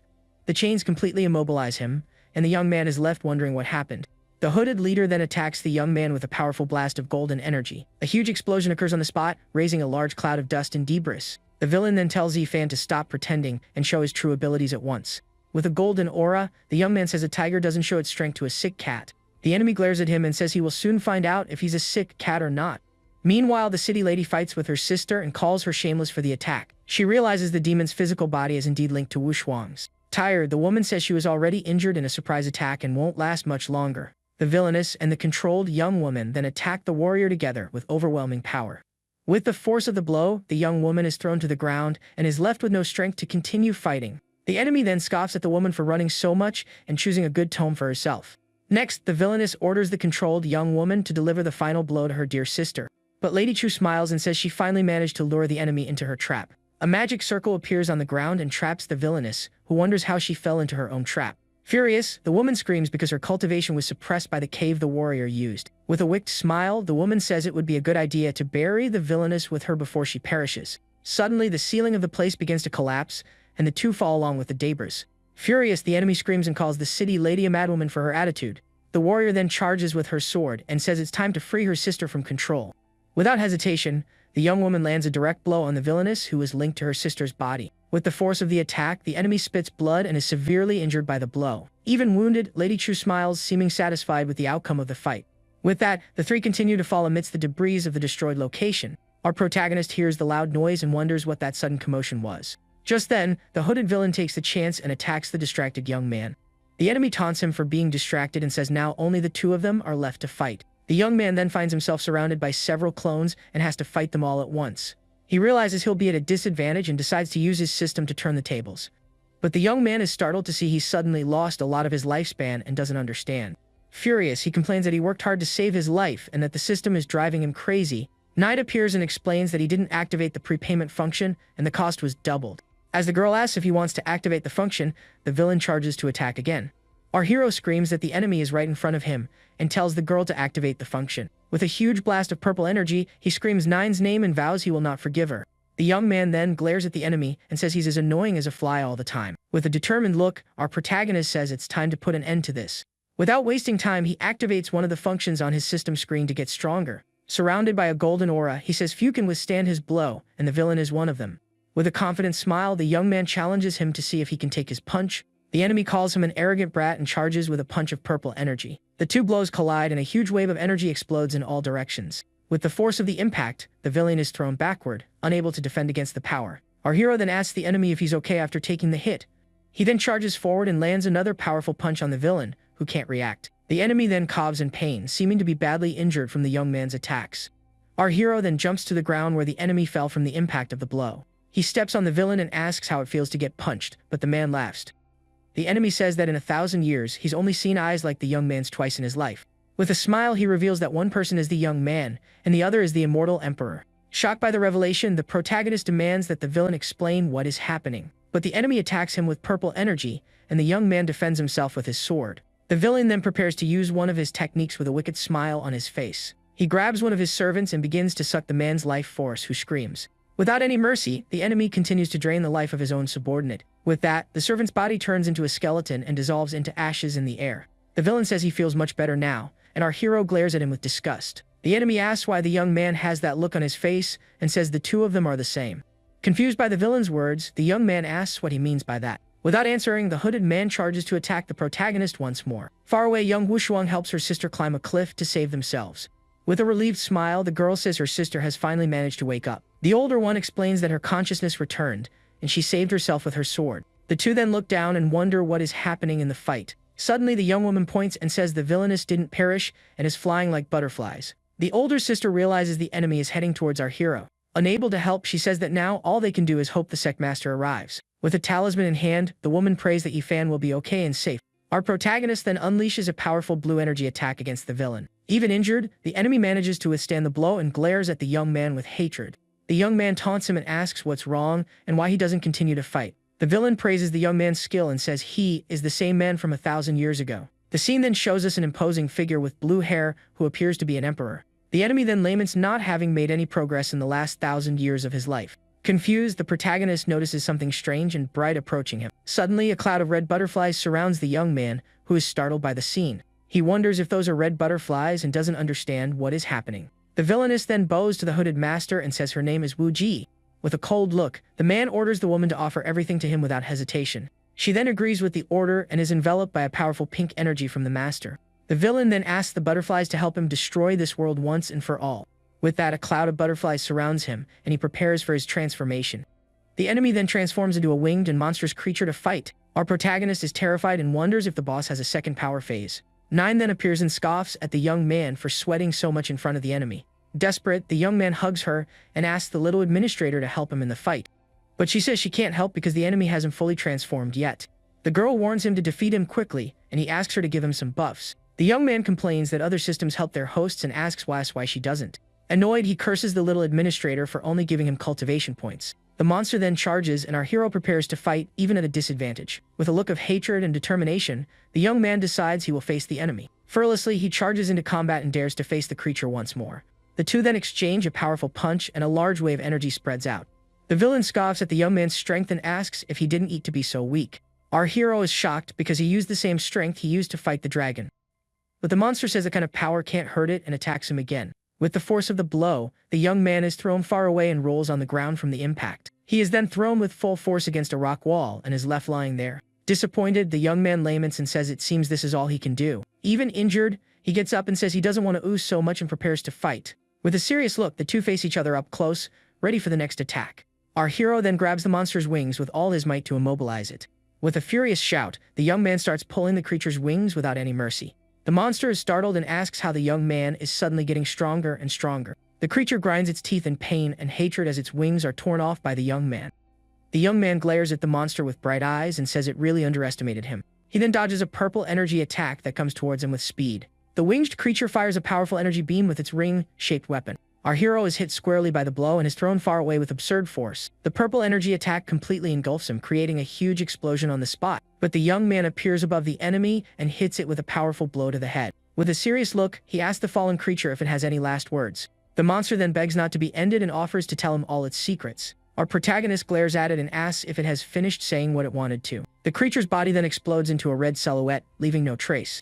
The young man says he has many chances to seek the truth and throws away the villain's remains. With a cold look, he says the enemy will perish along with its heretical sect. He then releases a golden aura for all the innocents who were harmed. An intense light envelops his body as he prepares to release his power. With that, a huge explosion of golden energy destroys everything around with force. After a while, the young man lands on the ground, seeming relieved that the fight is over. With a cute face, he celebrates, saying that everything is finally over there. But suddenly, an old man hidden behind a rock observes the scene, shocked. The two sisters appear and call for Senior Yi, who is happy to see them well. The protagonist notices something in the grass and says he didn't expect any survivors. With a smile, he releases his golden energy and yells for the person to come out of there. The old man from before is then pulled from his hiding spot by our hero's force. The young man holds him and demands to know who he is, but the man stammers in fear. The trio then walks through the destroyed valley as the sky returns to normal. Our hero glares at the prisoner and asks again who he is and what he's doing there. The sisters then recognize the man as Dan Feng, the master of the noble Jin Yang. Terrified, the old man thinks it will end badly if they find out he's one of the villains. He then starts to make up a sad story about his family to get away with it. But the young man interrupts him and offers to spare his life for information about the enemies. The man says that Wu Ji followed an emperor with a technique of sacrificing life for power. Our hero then realizes the description is similar to the ability Nine gave him. Suddenly, Nine appears with her scythe and glares at him with a dark and frightening look. With a wicked smile, the little administrator asks if he forgot something. Lady Chu says her stock of elixirs went to the senior, but that the old man has many. The young man then approaches and points at the man with a not-so-friendly expression. With a wicked smile, he and Nine prepare to take all the old man's elixirs. Terrified, the man asks what they are going to do as he is enveloped by a dark aura. A scream of despair echoes through the Red Valley, which now seems calmer. Our protagonist celebrates for having gotten so many elixirs to profit from later. He then decides to see the effectiveness of the items and takes one to try right away. Upon eating it, the young man feels an immense power flowing through his entire body suddenly. He then checks the system and sees his life is at negative 203 years. Shocked, he realizes the elixir only adds 1 year of life and doesn't know what to do. But he says it's not a big problem because with the quantity, he can win in the end. An hour later, the young man is lying down and complains that he can't eat anymore. The city lady then invites him to the palace and offers a longevity treasure. Excited by the offer, he holds her and says he won't refuse since the sect was destroyed. But suddenly a voice interrupts him, saying that's not necessary and that they came to get him. The rabbit-eared boy appears on a ship and asks if they saw his message. He says the sect master also came along and asks them to get on board quickly. The old prisoner then takes the chance and thinks about escaping while they are distracted. But the boy recognizes him as the thief who stole his elixir recipe a while ago. With a rabbit tail, the young man traps the old man, who screams in terror at the attack. The boy then holds him and invites him for a good chat to settle the score. He then invites Master Yi to talk with the leader of the Heavenly Moon Palace. The scene then takes us to the large and imposing ship floating in the starry sky. Our hero walks through the ship and asks Lady Chu who the palace master is. She explains that the master is the #1 person on the continent and very talented, by the way. Next, a man with angel wings and a golden aura appears, showing his power. Impressed by the master's appearance, our protagonist finds him very powerful. A muscular man with blonde hair observes the trio and says they have finally arrived. With sunglasses on, he glares at them with a serious and slightly intimidating expression. He then introduces himself as Wu Tinyu and invites the young man to sit next to him. Shocked by the master's manner, the young man thinks the Hangzhou continent is done for. The man offers some of his secret cultivation techniques to our hero. The protagonist gets embarrassed while Lady Chu coves to cover up the situation.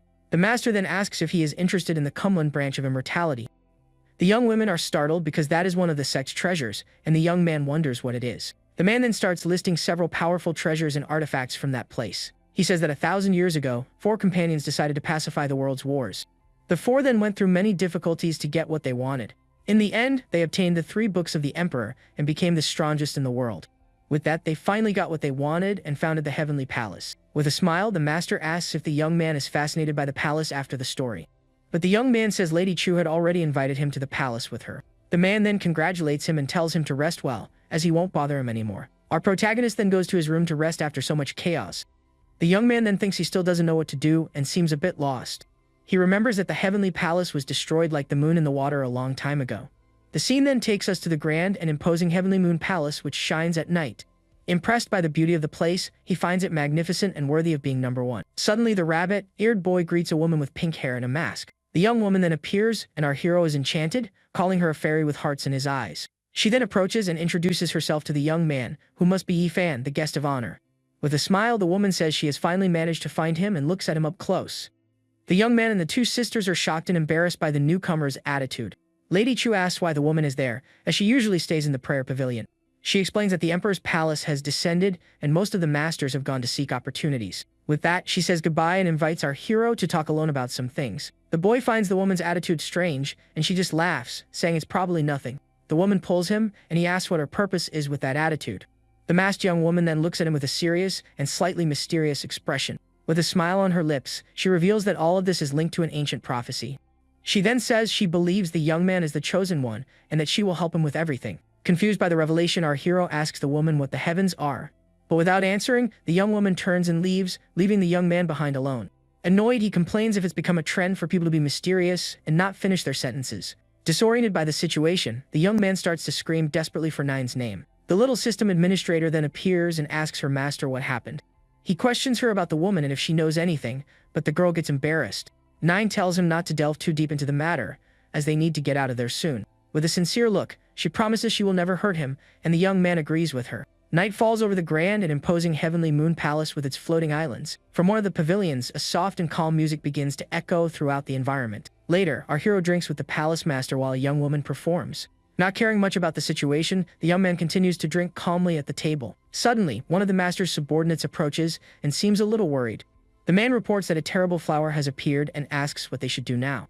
With a serious look, the palace master tells the servant to go with him to take a look. But he makes up an excuse, saying he drank too much and needs to step out to use the restroom. 9 appears and warns the young man to leave quickly, because that is not a place for him to get involved in. Our hero thinks he has helped the palace many times, and that he has done his best for today. He then remembers several women dancing and wonders about what 9 said. The young man then goes for a walk and wonders about the secret the woman mentioned. Suddenly, he realizes the place is not the palace but a giant and strange labyrinth. He turns around scared and wonders who is there but recognizes the rabbit-eared boy. His friend then appears with his eyes closed, seemingly in some kind of trance. The scene shows us one of the labyrinth's buildings where our protagonist is now trapped. The young man then wonders where the palace master is and what is happening there. Suddenly, he hears some guards commenting on another passing and becomes alert. Our hero then approaches and asks one of the guards what is happening. The man explains that another person has perished and that other incidents have already been reported. The young man then says he is looking for Master Wu, and one of the guards offers to take him. He then arrives at a place with a huge crowd gathered, looking very concerned. Impatient, our protagonist starts shouting and pushing people to clear a path. With the help of some guards, he finally manages to get through the crowd and to the front. With a serious look, the young man realizes something terrible has happened in that place. He then sees a body on the ground with a strange tree of red flowers growing from it. Master Wu appears and reveals with a dark look that this is already the 9th victim. The crowd wonders if they were targeted by evil spirits, and if it's the 9th time this month. Our hero then thinks he is still young and doesn't want to meet his end in that strange way. He glares at the body and says that type of passing is very bizarre and frightening. The palace master then tells everyone to stop spreading rumors, and that they will be punished. With a serious look, he turns to the young man and asks him to do something important. The man says he heard the young man used his technique to cure Wu Shuang of a poison. With a smile, he offers the immortal branch of Kunlun as a gift for his help. Our protagonist gets a dark look and says the master's request is too much. But with a smile, he shakes the man's hand and says he simply can't refuse. With his eyes glowing gold, he prepares to use his investigation ability. He realizes the person's life force was transferred to the flowers that bloomed. The master then asks if the victim's life force is really in the flowers, and he confirms it. The man says he's not good with this kind of thing and asks Brother Yi to go with him. He explains that the rabbit-eared boy can help as he has vast knowledge. The two then show the flower to the boy and ask what he thinks of the item. With a serious look, the little elder confirms that the flower is not from the Hezo region. He says the flower looks like those from the Abyss of Darkness but with some differences. But the young man states that with the appearance of the palace, this must be the work of outsiders. Our hero then seems a bit thoughtful, but the little elder interrupts him.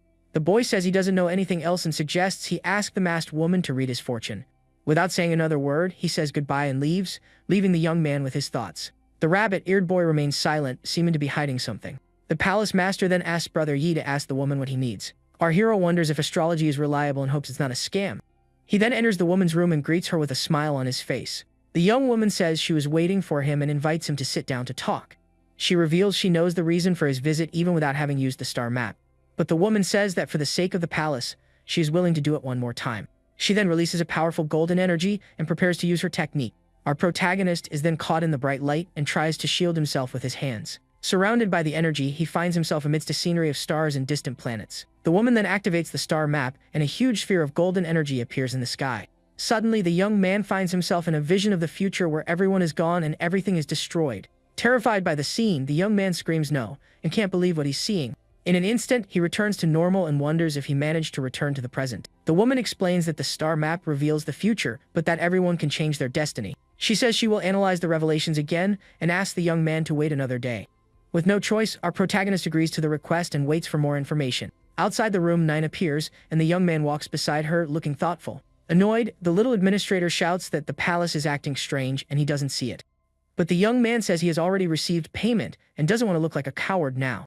The girl then bites him and warns him not to beg for help if he's about to perish. With a smile, he holds her and says he will absorb the life from the immortal branch to fight. With a pat on her head, our hero says it's better if she behaves as he said. The next day, he thinks the development of events has exceeded his imagination. The rabbit-eared boy is accused of harming the disciples and is taken to the hall. Our hero and the young women arrive at the location and say there must be some misunderstanding. Lady Chu then turns to the master and says he knows more about the matter. The woman asks the little elder to say something, but he remains silent. The master then asks the boy what is happening, and he looks back at him. With a cold look, the young man confesses that he was the one who placed the seeds in the disciples. The palace master then gets annoyed and tells the guards to stop the commotion. He then orders them to take the boy to prison and to inform the other masters. Even while being arrested, the young man smiles mysteriously and says no more words. Lady Chu then begs the masked woman to help the boy explain himself. But she apologizes and says she can do nothing to help in the situation. The young woman reveals that the vision of the future she had showed the little elder harming everyone. We then see the rabbit-eared boy amidst several fallen disciples on the ground. Shocked by the revelation, the woman covers